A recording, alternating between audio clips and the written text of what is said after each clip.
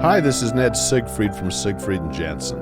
As proud sponsors of BeliefCast, we hope you are inspired by Todd's weekly podcasts, which contain so many courageous stories of recovery and personal growth. Remember, it's not what happened in the past that matters, it's what happens in the future. We invite you all to work hard and be optimistic about your future. Enjoy today's podcast. Welcome back, everybody. This is Todd Sylvester with the Todd Sylvester Inspires BeliefCast. Thank you for tuning in. You guys are amazing. Week after week, you guys are tuning in, and we are growing like crazy. You guys have shared these amazing BeliefCasts with these amazing guests that I've had on. We've saved lives. We have made an impact, and you guys inspire me. So I want you guys to know how much I love and appreciate your support. I want to thank our sponsors, Wasatch Recovery, Siegfried and Jensen, Veracity Networks, and I Heal Institute. You guys are supporting this as well, and I can't thank you enough for believing in me. And I want to thank our guest today. We have an amazing guy today who commands the room. He's full of energy. He's a powerful force on this planet, and I'm just grateful to have him here today. His name is Justin Reese. Justin, thank you for joining us today. Todd, thank you so much for having me. This is a true honor and a pleasure, man. I enjoy your platform, what you're doing, man, and I'm really happy to come on and share my story, man. Right on, Justin. Well, let me give you a little background on Justin. He's a civil litigation personal injury attorney, and you're very passionate about finding justice for people who have been injured, and we're going to talk about that passion. He graduated from Morehouse College in Atlanta, Georgia in 2004. Where he majored in psychology, and he was a member of the National Honor Society. He's tried several felony drug cases, because I want to talk more about that as well. He's a member of the Louisiana State Bar, member of the National Bar Association, and he's also a certified contract advisor with the NFL, the National Football Players Association. And again, he's also been a member of the reality TV show Southern Charm. It's a reality show that's on Bravo TV, and he was a big, force and a star on that as well. We're going to talk about that, and he's just an amazing guy, and I'm so grateful that we've connected today. So, Justin, once again, I'm so grateful for your time today. Oh man, thank you, man. Thanks. So, why don't we start? Tell us where you grew up and a little bit about your childhood. No, absolutely. So I am born and raised here in New Orleans, Louisiana. This is my home. I was very fortunate. And I'm going to tell you, for me, I didn't realize how lucky I was to be from New Orleans until I got to college. Really? It was one of those things where, I love my city so much, the rich culture, the history. And it wasn't until I left to get to Atlanta where when people would ask me where I was from, they're like, "Oh man, you're from New Orleans?" Like they just thought that was like the coolest thing. And I was like, "Yo, that's where I'm from." Like, but growing up in it, and that's what you knew, you didn't realize how significant it was because, we're one of the, cities that really maintains a lot of its European roots and its history. It's something that's very special. And obviously growing up in it, you didn't recognize it until you would hear other people see how much they love it and appreciate it. So that's what, I kind of appreciated. But growing up here, it was, growing up in the 90s, man, I was born in the 80s, obviously. But like as I became, older, came from a great parents, my mom and dad. My dad was before he became a judge, he was a practicing attorney. My mother was a social worker. I kind of got the, even people don't realize this, but as an attorney, you also become a counselor as well because you're always hearing people's problems. So I essentially kind of grew up with like two psychologists in the house, if you want to call it that, as well. You're like, man, they're analyzing everything I'm doing. Everything. Not only analyzing, but my dad was also like this investigator. So there was no getting over all my parents. Not right. At all. They had every base covered, man. Every base covered. And no matter how much I tried to push the envelope, they were always on top of me. I 100% credit all of my success to them. 100%. As strict as they were, and they weren't like overbearing, but they were strict, growing up. Obviously it was a a lot of things that I did was, merit based. So if I wanted to go do this, I had to show them my tests. I had to show them my grades before I could go outside, show them homework. So, I mean, I was very blessed to have the parents that I have. Wow, that's awesome. Well, let's talk about your parents for a minute. You said they're very strict, but they weren't overbearing, and obviously they had high expectations for you. Yeah. Growing up, what were some of the lessons that you learned that maybe stand out to you? Something that maybe some of these principles that they taught you as a young kid? Well, one of the biggest things, my mother is a huge philanthropist. So we were always taught service. We was always taught to give to others. I really didn't have too many wants, Todd. I had, parents that were very supportive. Anything that I ever wanted to do, anything that I was interested in, whether I wanted to play an instrument or play sports or extracurricular activities, they were always there to push me and to let me kind of just feel my way around and allow me to experiment and explore. But that always came with, with all of these blessings, you have to give back. And so, as a young child, my parents, especially my mom, was big on service. And so whether it was during, Thanksgiving, we were going to the homeless shelter to feed the homeless. We would do toy drives as a kid. She would say, look, you have a lot of these toys. Not every child has what we have. So, it's good to give. So we would do toy drives for Christmas, do coat drives in the wintertime for kids. And I mean, as a kid, you're so oblivious to your outside bubble, and it was my parents made sure that, look, just because we have some of these things, not everybody has what we have. And there are people that need help. And, you're called upon to help people, when you've been blessed with things. And so service was a big part of growing up. And I still do it today, whether, I sit on boards for certain nonprofits that I've worked with in the past. Sure. And so I always try to maintain some level of service and giving back. Wow, I love that. I think service is such an amazing thing. In my world, especially with mental health, we talk a lot about how important service is and actually feeling better about yourself, Yeah. And so that's great that your mom, was that way with you guys. Do you have brothers and sisters? Yes, I have a younger brother. He's 3 years younger than me. Okay.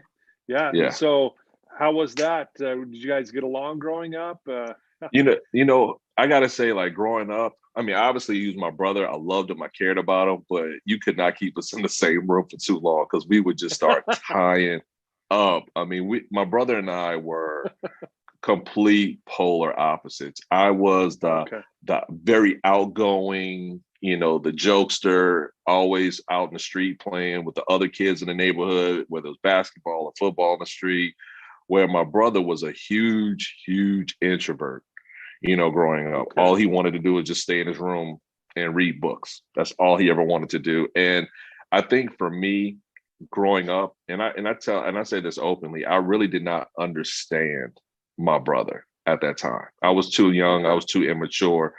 And I think because I felt like a lot of the other kids, like their younger brothers would also be outside playing sports and doing things. And it's not that my brother was not athletic. He just was not into the traditional sports.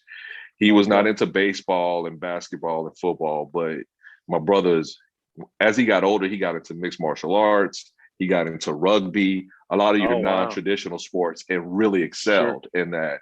And even then, but I mean, you're talking about still growing up in the 90s where that wasn't really common. So it's kind of like rugby, kickboxing. It's like, what is that? And so a little bit, I guess for me, like just being completely honest, I was actually kind of envious of some of my other friends because, they had their young brothers. They were all into the same thing. But as I got older, as I matured, I actually started to take interest. And I didn't realize this at the time, but I'm actually very thankful because he opened my eyes up to a lot of things about being different, and that different was amazing. Some of the things like, the books that my brother was reading, like he was reading literally Grey's Anatomy in high school. It's like, who are you? Right, and you're doing this for fun. It's not even a required reading for school. but his interests I opened up to him, and he introduced me to a world he was into different music. I was into like rap and hip hop. Like he was listening to like, these European like DJs and like EDM before it was like EDM and stuff like this. Right, And right. I actually truly credit him as I got older and like starting to understand, his likes and venture into his world. And I was like, yo, this stuff is actually really cool. And we've gotten so much closer as we've gotten older. And I'm like I said, I'm actually very lucky to have a brother that was into different things, because he really opened my eyes up to a whole new world, and even a bigger world than what I was used to in my circle. Yeah. Well, this is one of the things I've already, I got this from you as I've done, I've studied you over the last little while. You are a very positive person, very passionate person. And I love what you're saying about your brother and how you ultimately are seeing how good this was for you, to have him as a brother, and the differences. I love what you said. Different is amazing. Being different is amazing. And that really hit me so hard. I know growing up, I'm sure where you grew up, you had a lot of friends, because again, you're very outgoing. How did your friends play an impact on your life and a role as you moved forward? I have friends from from all walks of life, and I tell people, and I don't want to bring this like too much about race, but Sure. especially in the Black community, more often than not, you don't really have like a huge bell curve as far as like when you talk middle class. Sometimes you have like the haves and more like the have-nots, right? So Have not, right. I have friends from literally all walks of life, and friends that I grew up with. And as we got older, some stayed on the straight, narrow path and did amazing things, and others not so much. And, I show, people are amazed to see like, I have friends, that I grew up with who have been to jail, and Yeah. they've come out Sure. and they've changed their life around. But obviously that happened when we were younger. And I'm gonna tell you, having the background that I have, having the parents that I have, there have been little pockets of friends where if my parents didn't give me the right teachings, and if they didn't tell me what was right, what was Mhm. wrong, and put me in all these amazing situations, and to know like, hey, look, you have to be strong. We can't be with you all the time. You have to know that if you're with someone and you don't feel comfortable and you feel like this is a bad situation, it's okay to stay and call us. We'll come get you. We'll take you home. You will not get in trouble.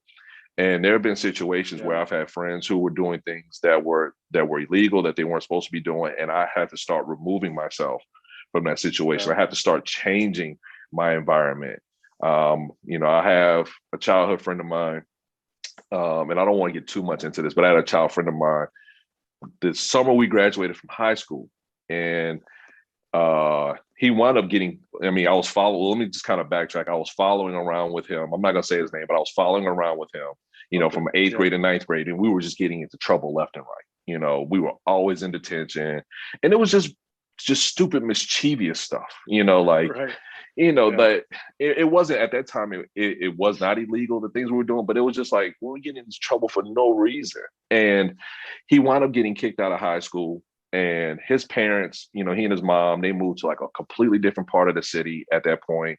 He wound up going to a different high school. And then once, we kind of, we didn't, we kind of drifted apart, in a sense where it's not that we didn't talk to each other anymore per se, but like we just kind of started doing our own thing. And so fast forward senior year, we graduate from high school. There's a big party going on. And the things that he was doing in the past, he would, even in ninth grade. Well, actually, he did do some legal stuff. He used to steal cars and go to the Right. football games and stuff like that. Never did that with him though. But party happened. He got into it with two guys, and he wound up. Well, let's just say allegedly, he killed both of those guys. And Oh, he was wow. with another guy where I guess they thought the other guy thought they were going to go fight these guys because they like Mhm. crashed this house party. And the Wow. one, my friend who wound up, like I said, allegedly killing these two guys, is now doing life in prison, where the other guy wound up getting 10 years just for being with him. So the first 10 Wow. years of his life at 18 years old, from 18 to 28, he spent in a prison. Um, and Yeah. it's just those things where you're being taught to, like, you got to put yourself in the right situations, make the right decisions. And even though people that you may be friends with, sometimes you got to stand up to them and say, hey, look, man, this is not the way to handle things. So, I've had those different pockets, and I always tell people, I say, look, you become a product, of the people you hang around with. I know it's so cliche, but the birds of a feather, literally, that kind of situations, those kind of people can always pull you down. I mean, and you talk about, mental health. I mean, look, you might have friends who aren't doing anything illegal, but just their negative attitude, their negative energy, things that, and I know everybody has things that happen in life, things that are going bad, but I've learned when you start to change your mindset, when as bad as things can be, and you have every reason to be upset, but at some point you have to change the paradigm and shift of the way that you're thinking, and take some action. But even then, when you're around folks who bring in a lot of that negativity, it will start to eat you up, and it will affect you 100%. Wow. Thanks for sharing that. I appreciate that. And how blessed you are to have parents who are like, hey, if you're ever in a bad situation, call us, we'll come get you. You won't get in trouble. We're here. I mean, how cool is that I'm sure you felt comfortable knowing that, hey, I can call my parents. I'm not going to get in trouble. Oh, they absolutely. got my back. And I can recall where I literally did that one time. Like, I was with some friends, obviously their situation was different from mine. They could kind of come and go as they please, do whatever they want. And I remember it was literally time for me to go home. It was starting to get like after my curfew. They weren't ready to go home. They weren't ready to take me home. And I'm in high school, and I literally got out the car. I'm on Canal Street in New Orleans, got out the car. And I was like, I called my parents. I was like, yo, Dad, you got to come get me. Like, these guys, they're still out here having fun. They don't want to bring me home. Please come get me. And I was like, I'm stuck. And that was like one of the best things they said. Like, again, not in trouble. He's like, that's one of the best things you could have done, and continue to keep doing that. Wow. I love that. That's awesome. You mentioned just a minute ago about mindset and being positive and confident. And, if we're hanging around, maybe the wrong crowd, it will bring us down. And it's just true. That's the fact. You're a very powerful presence. I said that at the very beginning, and you're a very positive person. Were you always like that as a child, or is this something you picked up from your mom and dad? Or, again, you command the room. That's the best way I can say it, man. You got a powerful, and that's a gift you have. Have you always been like that? And how have you created this powerful mindset? I think I've always been very outgoing. And I think as I gotten older and as I matured more, I understood what my strengths were. And I wanted to truly take advantage of that in a very positive way. I realized that, especially when I got to law school, and I was not the best law student at all. Like, I even, questioned my potential ability of being a lawyer in law school, because it was rough for me. I'll even tell people, I'll be the first one to tell people this, and I'm not ashamed of this at all. I own it. I embraced it, and I think it helped make me who I am today. When I was in law school, I actually wound up going on academic probation after my first semester. And it was rough. Like, I've never in my entire life been on academic probation. And I think it was a culmination of things. It was one, my first year of law school was the Katrina year. So we had just gotten through Hurricane Katrina. I probably still wasn't in probably the right headspace to be starting grad school. I probably should have taken a year off, but I just kind of pushed through it. And I was looking for an escape to get out of my situation where I was at the time.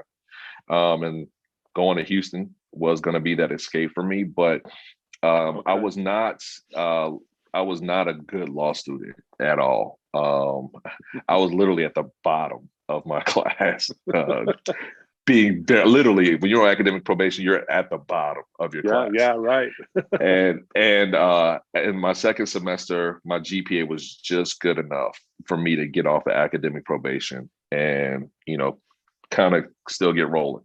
But while I was there, I discovered that I was pretty good at public speaking. And I was like, well, I'm not the best law student, so I got to be good at something. And so I started trying out for the mock trial teams, the mediation teams, doing a lot of like the different oration competitions, and really started excelling. Because like I said, I'm not really good at taking these law school tests. I know the stuff, but putting it on paper is a completely different thing. But man, I sure could talk to people. So let me see where this current takes me. And so I really started, honing in on my trial skills, my public speaking more. I used to have a very thick New Orleans accent, and when I'm around family and friends, it kind of comes out. But I was definitely a local boy, and I learned how to speak with more diction, speak more clearly, and focusing my energies in that. And so doing some of these competitions, I wound up doing a mock trial competition with my team. We went to a national competition. We actually wound up winning the national championship, where we were ranked number 1 in the country in mock trial. Oh, wow. Yeah. That's awesome. Yeah. That was really cool. And I was like, okay. So I'm starting to feel good. Like, wow, we just won a national championship. And that was my first competition ever. Really? Yeah. So that's incredible. The competitions are usually reserved for your second and your third years. And, there are teams out there that had third years who have already had experience, from their second year. And so this was my first time ever doing a competition. We get out there, we win the national championship. And I was like, wow, this is amazing. So then I started focusing on other areas like mediation. I won the Southeast region mediation competition, which then qualified me to go to nationals. And so didn't win nationals that time, but won the Southeast, won that, went to nationals, competed well, didn't really do as well as I wanted to, but great opportunity. And then I was like, time to take it a step further. And I worked as a what they call a student prosecutor at the DA's office. And this was one of those other kind of, that was a crazy situation, but it was a godsend in a way, because our DA's office was like the Wild Wild West back then. And and the reason why I say this is, if you ask any other law student from any other law school, if they're doing like what they call clinicals, where they're working at the DA's office, the public defender's office, all of these different things, you don't get the big cases. Like, they have you like doing like misdemeanor, like drug possession cases, like, guy got caught with like a little bitty bag of marijuana type deal. Right. No, we were thrown into the fire. I had classmates, including myself. We were doing murders, rapes as students, sitting second chair as students. My. Wow. Let me tell you, I started in the summertime. And so coming into the fall, the first day I had to be in court for the fall semester. I get in there, and one of the guys that I work with over the summer, he was like, "Oh, Justin, you're assigned to my section. That's awesome. You have a trial with a guy that's being charged with a felony in possession of a firearm that carries 10 years mandatory in jail. I got to go to Baton Rouge and testify in front of the legislature. Trial starts in 15 minutes. Ooh. I was like, wait, what? You're going to leave? I'm a law student. You're leaving me to try a defendant who's facing 10 years in jail? Like, seriously? And I was, wow. And look, I asked him, I was like, what's the defendant's name? He was like, the file is on the table. Just go read it real quick and then get ready for trial. I was like, is it a jury trial? Is it a judge trial? It's like, it's a judge trial, but you'll be fine. Just go read the file real quick. You got 15 minutes. I got to get out of here. And I'm like, mortified. And I'm like, I open up the file, and I'm like frantically like going through the police report, reading everything. It was insane. I was very lucky where the defense attorney comes to me on the shoulder. He's like, hey, my client's interested in doing a plea deal. Is there something we could do? And I was like, I think there is. Hold on. I was like, thank you. Oh, wow. So I was able to, I was able to get approval for a plea deal like 15 minutes before I was supposed to do a trial. And I mean, I'm like I said, I got to do a trial, and that's not a little case. Like it's state mandatory, like 10 years in jail if you're convicted. Wow. Yeah. You're not kidding. Get thrown into the fire. Wow. So I say all of that to say this, like, I saw the areas that I was weak at, and I did clearly. I didn't give up on trying not to be a good student. Obviously, sure, I was working to get better at that, and I did, and I wound up doing that because my last 2 semesters I got like a 3.9 and a 3.7, for each semester respectively. So like I figured that part out. I mean, it was at the end of the journey, but I figured it out. Hey, still you figured it out. Yeah. But I found that my strengths were public speaking. And so I was like, you know what? I might not ever be necessarily the best like legal analyst and legal mind. I know what I'm doing. And it's proven, I've proven that through my work, at my firm and the clients that I represent. But I found out being a trial lawyer was something that, that's where I have my most confidence. That's where I focused on getting that, that attention, that presence in that area. Wow. No, thanks for sharing that. I'm still like blown away. That I can't imagine. Oh man, it's like, okay, you got 15 minutes. Good luck. Like, literally, I'm not exaggerating. That is the literal play-by-play. I will never forget that day. Wow. Well, obviously your dad's a judge, right? Yes. And is that kind of where your passion and desire came from, seeing your dad doing what he was doing? Is that why you ultimately went down that career path? It was twofold.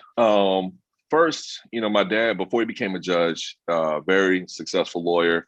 My dad, probably one of his more prominent cases that I remember growing up when I was in high school was he was representing a young man, 17 years old at the time, who the first trial they wound up convicting him and put on death row. He was the youngest person on death row in the history of Louisiana, 17 years old. It was a big trial, lots of media attention. And this was a crazy case because after he was convicted, it was like something out of a movie. My dad gets like this mysterious package delivered to his office or mailed to his office. And it is literally evidence completely exonerating his client. It was something out of a movie. It was insane. Yeah. So he wound up getting a new trial because of that, wound up getting an acquittal. His client was taken off death row, quitted. And so I'll say seeing that and seeing how respected it was. A lot of people growing, when I was growing up, would ask me, hey, you want to be like your dad when I grew up? And I'm not gonna lie, I was intimidated by the thought of trying to fill his shoes. And then that was right before I got to college. And then when I got to college, he became a judge. So like his shadow and his shoes just kept growing bigger and bigger and bigger. Yeah. I'm like, there's no way. So I was like, I'm gonna be a doctor. I'm just gonna go completely different. I'm gonna be a doctor. And when I got to college, I realized very quickly, I thought I was good at science in high school, but we know the sciences in college are a completely different animal. And just like many, I also fell by the wayside. And the one thing I can say about my father is my father never pressured for me to be like him. He always said, you got to be your own man. And those were always his words. And he never said it one time. He always said, whatever you do, I just want you to be the best at it. If you want to be a teacher, be the best teacher. If you want to be a doctor, be the best doctor. Whatever you want to do, just be the best at it. Just have passion, be the best at it. And he used to always say, he's like, son, you don't have to grow up to be me. You don't have to grow up to be like me. You don't have to if you be a lawyer, you don't have to be me. You always have to be you. And he used to always try to reinforce that. And I didn't listen to him because it was just the outside. Everybody was like, hey, don't you want to be like your dad?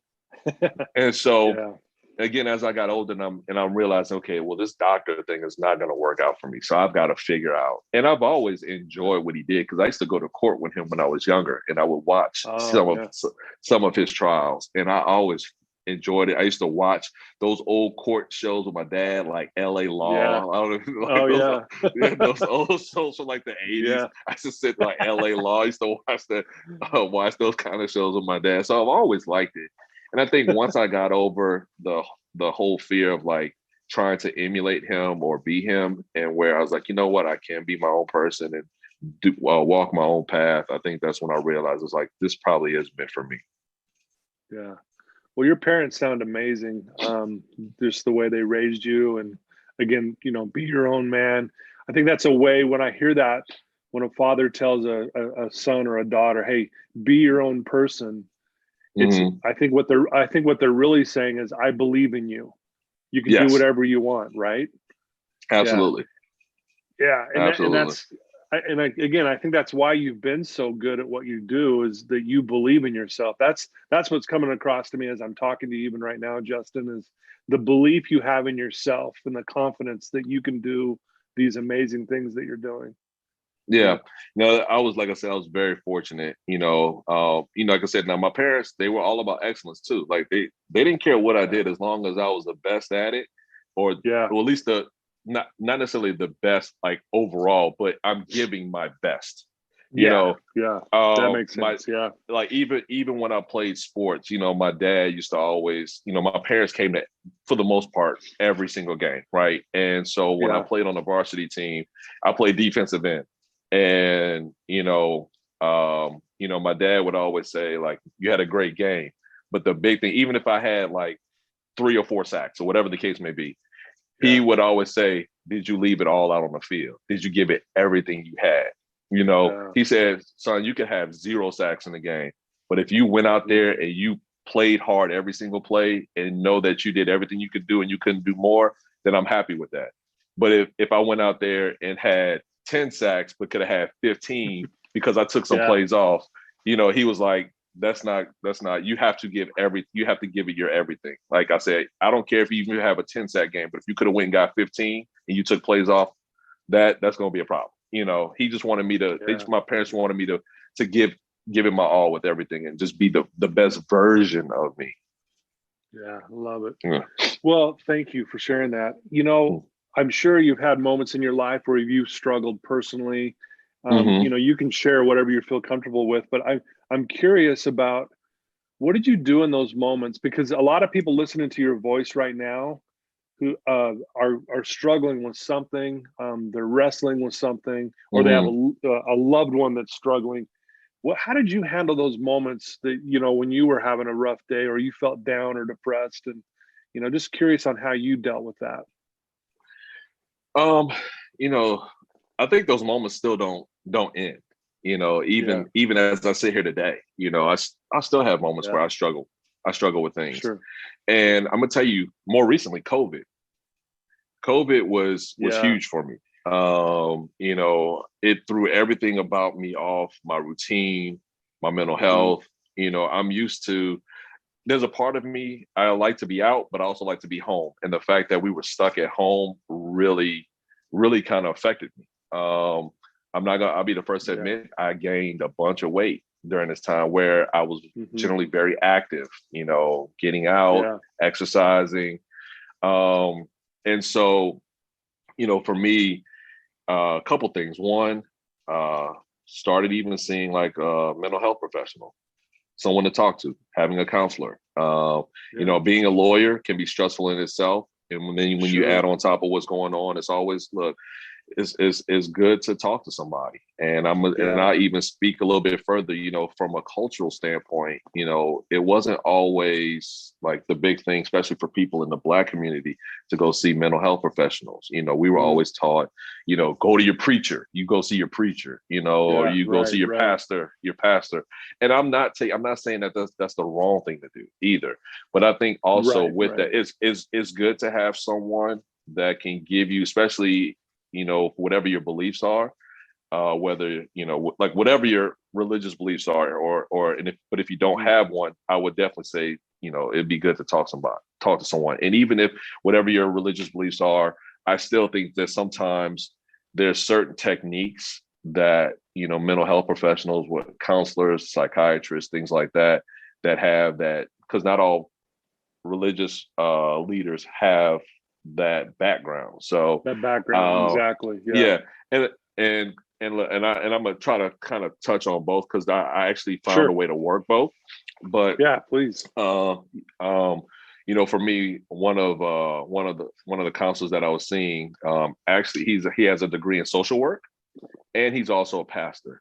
So I kind of found a way to balance both. I was able to get, because I have a strong faith in God and Jesus, and so I was able to get some of my religious aspect with a little bit of the mixture of his credentials in social work and counseling and therapy as well. So, and I wanted both of those. And so because I have a strong faith base, I wanted to get the faith, reinforcement as well as the, let's call it, the behavioral and the psychological, aspects combined. That was my personal preference, but I just highly recommend just talking to someone. If you have the ability to do that, don't be ashamed of it. Mental health is so important.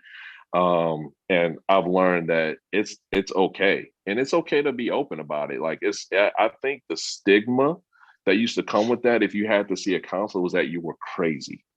Right. And I think now, as we've gotten, as we've gotten older and we've grown up, and even kind of where we are as a society, I think mental health is talked about a lot more. I think it still has some more ways to go, but it's talked about so much more, where it's becoming more acceptable, where you can openly say, "Hey guys, I gotta go meet with my therapist, but I'll meet y'all for happy hour when I'm done," and no one thinks, they're like, "Oh, all right, cool. We'll see you in like 2 hours. Cool. Sounds good." Sure, and not that many people are really thinking twice about it too much anymore.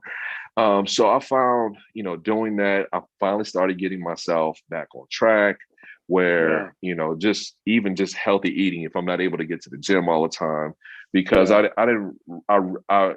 being healthy, I realized also how much more that made me productive and how much happier that made me feel. Sure. I'll be the first one to tell people, since I've gained weight, like, I really hate posting pictures, right now, because I've really ballooned, and that has affected my mental health as well. So exercising, I'm not sitting here saying that I just go hard. Like, I still enjoy the weekends. You still enjoy a nice meal, but like, I've tried to eat so much healthier during the week, which has also helped me save some money as well, as opposed to eating out all the time. For sure, and then getting back to exercising more. So all of these different things, for me, I found that it's starting to help me get back to like the happier and the more smiling, because even knowing that I have to go in with the work that I do as far as like advocating for people, I find that it's even more draining that I'm forcing it. And when I'm coming home, because I hadn't been working on myself. So I'm like even more drained, and I don't. It kind of spirals where you don't even want to do anything. So if you put yourself in those positions to stay healthy mentally and physically, it completely just changes your world and everything else that you're doing. Wow, very well said. Thank you for sharing that, and I love that you are talking about this. I mean, again, people, and when my listeners really get to know you and they see you, and you're this powerful presence, but at the same time you struggle too, and I love that you're being vulnerable even right now, saying, hey, I reached out and got some help, and I love that, because I think a lot of times we try to, like, we want to be strong, or it has that stigma, like, oh, if I go see a therapist, people are going to think I'm going crazy, or I'm crazy, and I'm not going to tell anyone if I ever do go. And I love how you just normalized it, and I love that. That's awesome. Yeah. So and that was the biggest thing. I mean, it's like, and I know I'm not the only one out there. I'm just not going to be scared to say it. And I'm gonna do whatever I can, because there's other people struggling to try to normalize it, because it is normal. Yeah. No, I love it. I love that you said that. God, there's so many questions I want to ask you. I want to shift gears just a little bit. I mean, why would you want to be on a reality show? That's actually that's actually a good question. And I share how it all happened. It was actually Okay, yeah, please. very random. It wasn't something that I actually like applied for or Oh, okay. something that I sought out like as a part of something that I really just wanted to do. The crazy part was, I was one of those people where I was sitting at home. I'm a big Bravo fanatic. I used to watch every Sure. show on Bravo. You name it, I watched it. I love Yeah, Bravo. And so I had some mutual friends of mine who were also part of the show. I guess the producers kind of reached out. They reached out to them first. And the way it works is, they start saying, "Hey, we're trying to do this. We're thinking this. We're looking for this a guy who kind of fits like this description, or a woman who does this." And yeah. so Okay. my name got thrown into the hat. And Okay. so, when they called me, I was like, okay. So it was kind of like, hey, we're trying to do this. We would love to kind of interview you for it. Are you interested? And I was like, it's kind of random, but I was like, sure. I'm like, and I'm thinking to myself, all right, I'll play this game and see how far it gets. And I'm like, what's Sure. the worst Yeah. thing on like Ty, what's the worst thing gonna do? Tell me no, and I go right back to being a lawyer. Oh my God, my life Right. is so terrible. My life is so terrible, Right. Right. Yeah. and so I started doing the Skype calls and the interviews, and Yeah. then we started doing some test filming, and they kept calling me back. So I'm like, well, I guess I'm doing something right. And Yeah. I was one of Yeah. those. I was also one of those where I also understand how Hollywood works, where it's not like a Yeah. job interview where they also call you and say, hey, we appreciate you coming in, but we're going to go in a different direction. They just don't. They just stop talking to you. But Yeah. Right. they kind of kept calling me back. But I was also like, I also understood. I was like, look, I'm not gonna believe anything until I got a camera in my face. And so, Yeah. Right. and sure enough, went through the process, and I had cameras in my face. And so Yeah. here, Yeah. here we are. Here we are. But yeah, man, it was something where, it wasn't something that I was like searching to do and looking to Sure. do, Sure. but I saw it was an opportunity, and I was like, hey, I'll take it and run with it, and let's see what happens. Yeah, no, that's awesome. And again, that I got your name out to a lot of people. I Mm. mean, you got hundreds of thousands of followers now, and again, here we are doing this podcast, and it's not because of that, but I love just the presence that you command the room is the best way I can say this, and I think that's why you were so good at those mock trials early on, Mm. because you probably just commanded the room. I bet people are like, who is this dude, right, that just commanded this room. And I think that's the gift you have, and whether you're on a reality show, whether you're in the courtroom, or whether you're just talking here with me, you can feel that presence about you. And I don't know if people have told you this, I'm sure they have, but you really have this presence about you that not only is it positive and confident, but it's also it feels very safe, if I can say you know that. that No, one thing about me, and this is, I guess, other upbringing from my parents. Like, I try to be inclusive of everybody, no matter Yeah. where you're from, who you are, what walk of life, what you do for a living. I'm not above anybody. I talk to Yeah. everybody. I used to always tell people I could talk to a 2-year-old or 80-year-old and everybody in between. It does not matter to me. Yeah. Well, and I get that from you, and you're very well spoken. But again, safe's the word that comes up, and Yeah. I love that about you. And if there's someone listening to your voice right now, Justin, who is struggling, we talked about this off Hmm. the air before we started. Uh, uh, uh, Most of my followers are struggling with something, or they have a family Hmm. member who's in dire straits at times. You've already given some really good advice, but if you could talk to that one person right now who is in a dark place and they're not sure what to do, what advice could you give them right now, Justin? I'll say this, for someone who is not in a space where they're happy, in a space where they feel is dark, there's no hope, just know that people love you. You may not believe it, but people love you. People care about you. I have a few friends that have, committed suicide, or let's just Mm, say die by suicide. I rather yeah. change that term. They passed by suicide. Gotcha. And I think it's important for them to know, and I've done a better job of this. I tell my friends all the time, both men and women, I love you, and Wow. I want people to know that you are loved, that people care about you.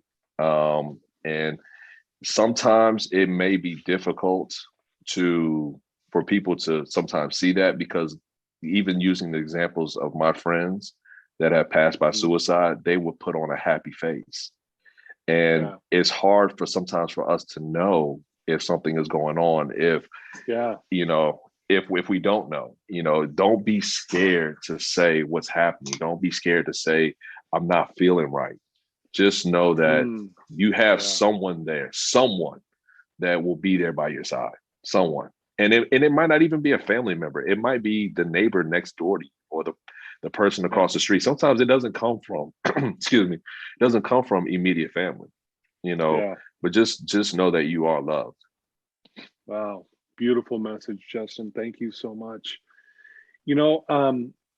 I think, as I, again, did my research on you and sitting here talking with you, you're such this influence and this powerful force. Do you have any future plans? I mean, are you going to just keep going down the road you're going down, or is there anything that you could maybe share with us that you got some ideas that you're going to do in the future that we could look forward to? One of the things, part of my practice, my personal injury practice, is I love helping people. And people, you talk about being in dark times. Actually, this year alone, I have a couple cases that have come my way where family members have lost loved ones in accidents. And so, it's now up to me to represent them, to kind of help figure out what's going to be the next chapters in their life, and to represent that person who passed, to make sure that that family's set up moving in the future. So as I continue to grow my practice, that's something I've been very passionate about. That's something that, I still love to do. And it's more than just being a lawyer. I'm also a psychologist. I sit there and I got to talk and listen to every single thing that's going on with them, and be a source of comfort and guidance for them. When they say, they call lawyers counselors, it's not just legal counselors. Sometimes we're also mental health counselors, and we take on their burdens. And so definitely continue to plan on growing, in my practice.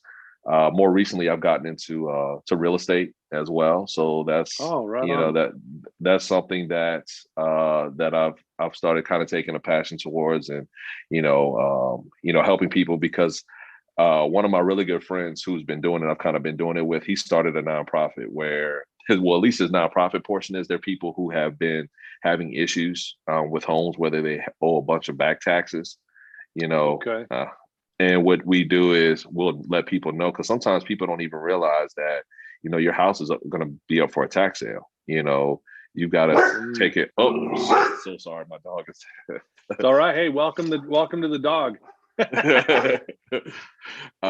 But sometimes they don't even realize that they're about to lose their home. And so, we reach out to these people, we put them on notice, we let them know, like, hey, look, your property is, one of the biggest things that you own, and we don't want you to lose it. Like let's try to figure out something to help you get that taken care of. So that's one of the things that I've been doing more recently now, as well. Awesome. And we'll see what happens moving forward with the entertainment side of things. We're still waiting to see if we're going to move forward with another season of the show. But also, I've also said too, people used to always ask me in law school, what did you want to do, or what kind of lawyer you wanted to be? And I used to always say, well, I want to be a judge. And I would have a long pause, and I would say, but on TV. And so, I could see that. And so I would actually, I mean, if I was ever approached with the opportunity of being a TV judge, I would definitely jump on that. Oh yeah, you'd be, when you say that, I'm like, man, that would be perfect. You would be so good at it. I would have, that's something I know I would have so much fun doing. So much fun. Yeah. Wow. That's awesome. Well, thank you so much for taking time today, Justin, and sharing your story with us. We could have talked about all this, about being a lawyer, but I love more of how you just shared your story and just everything you've kind of gone through as you grew up, and just, man, your parents and your brother, and it's just beautiful, man. I love hearing these kind of stories and getting to know more about you. And I'm sure our listeners right now are going, man, that was amazing. If people want to reach out to you and get to know you better, what's the best way for them to do that? All of my, I've been very strategic. I make sure all my social medias are the same. So whatever my Instagram, TikTok, Twitter, it's all the Justin Reese. So I can, I have all of the social media platforms. The Justin Reese is all the same across all boards. My office, if you have any legal issues, my law office here in New Orleans, I'm at the King Injury Firm. It's kinginjuryfirm.com, where I can be reached at if you have any legal issues and want to talk to me about some stuff. I can be reached there as well. Wow, beautiful. Well, I can't thank you enough, Justin, for taking some time out of your day to sit down with me. It's been my pleasure, my blessing to learn more about you and our listeners. I'm so grateful that they get to hear your story, and I challenge the listeners to reach out to you. And just like we were saying, you have some amazing advice, and sometimes you're not just the lawyer; you're also a counselor and a therapist and a life coach and all the above. And I challenge our listeners to reach out to you and ask you questions and get to know you better as well. And but I can't thank you enough, Justin, for absolutely. Who you are, I welcome it as well. I welcome it as well. So please. Yeah. Okay. Well, thank you so much. And listeners, like I said, this Justin was going to be amazing today, and it exactly was that. And I thank you for tuning in. Again, thanks to our sponsors. And please share this with everyone you know and anyone who's struggling, who needs to feel inspired. Justin's story will do that. So please send that on to them. And thank you once again for believing in me. And one last time, Justin, thank you for your time today. Totally appreciate it. I appreciate you. Thank you so much, man. Okay. Till next time, everybody.